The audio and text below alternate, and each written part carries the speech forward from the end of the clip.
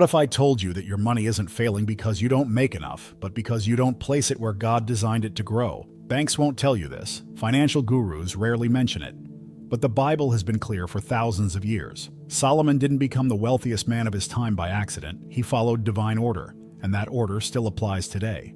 Too many believers work hard, pray hard, and yet stay broke because their money has no system. They treat money like sand slipping through their fingers, when God called them to treat it like seed that multiplies. The truth is, your financial freedom doesn't depend on Wall Street. It depends on whether you align your accounts with biblical wisdom. That's the uncomfortable truth most Christians ignore. Today, I'm going to show you the 6 accounts that can transform your hard-earned income into a kingdom-building engine. These aren't just tips or hacks. These are biblical principles that touch every part of your life. Your giving, your investing, your health, your growth, your legacy, and your daily management. If you set them up correctly, your money will not only serve you, it will serve generations after you. If you like our content, consider supporting our ministry through the link in the description. Because here's the challenge. Are you willing to handle money like Solomon, seeing it as a tool for wisdom, impact, and eternal purpose? Or will you keep treating it like just another paycheck? The answer to that question could be the turning point in your financial story. Why God cares about where you place your money.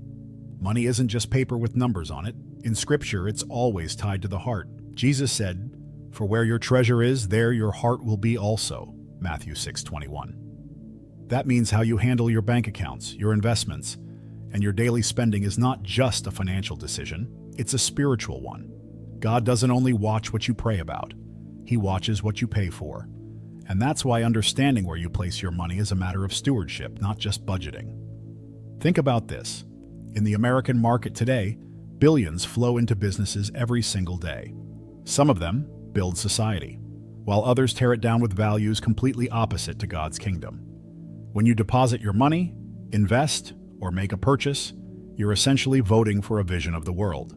That's why a believer can't just park money anywhere. Just as the temple treasury in the Old Testament was set apart for holy purposes, so your accounts today should reflect that same sacred intentionality. Business leaders understand this principle, even if they don't phrase it biblically. Warren Buffett often reminds people that capital allocation, deciding where the money goes, is the single most important role of a CEO. Now pause.